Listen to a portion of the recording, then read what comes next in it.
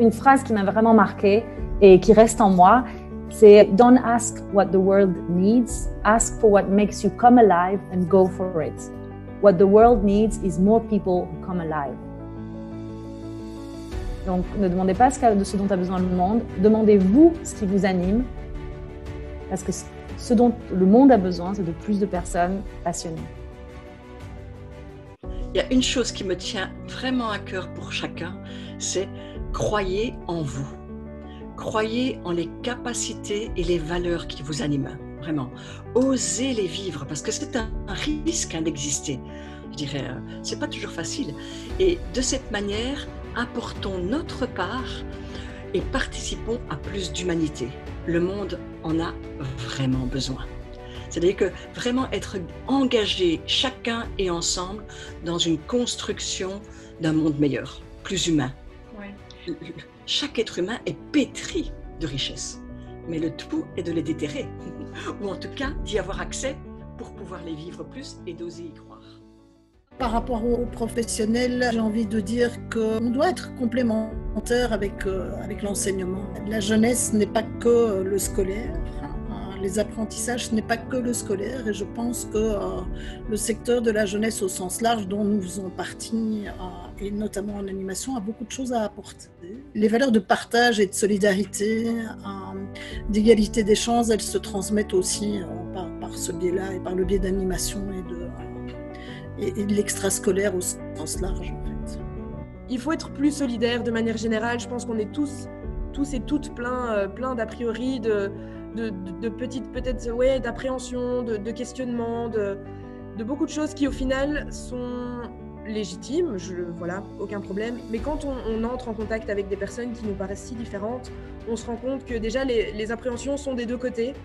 Et je pense que ça, on oublie souvent, et qu'au final, on a plus de points communs que de différences. Je pense que c'est ça le message le plus important, et qu'il faut mettre en valeur ces choses qu'on a en commun plutôt que de pointer toutes les différences qu'on a, et qu'au final on est tous humains, on est tous là pour être ensemble, et qu'il faut plus solidaire et plus empathique.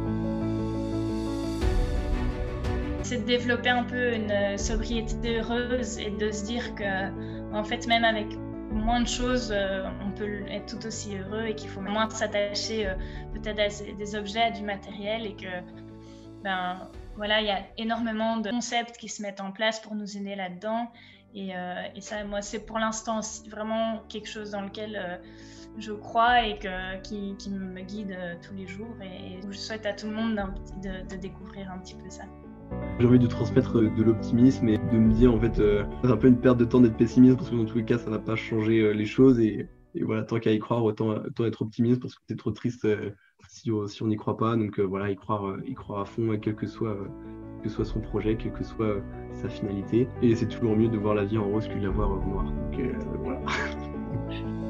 Il faut se lancer, que ce soit pour créer son propre projet, que ce soit pour changer de vie, vivre au jour le jour. Pas trop me projeter ou anticiper le pire. Il y a une solution pour tout. Il ne faut pas paniquer quand on est face à un mur. Souvent, c'est qu'il y a une porte quelque part dans le mur pour passer de l'autre côté. Moi, par exemple, j'ai d'abord démissionné de mon emploi avant de créer ce projet-là, parce que j'avais besoin de créer du vide pour créer du plein, en fait. Et je pense que vraiment les choses se mettent naturellement. Et je vois ici avec mon projet, autant ça a été beaucoup de peur dans quoi je me lance, être entrepreneuse en plus, autant c'est vraiment faire confiance à la vie, parce que les choses bien souvent s'alignent.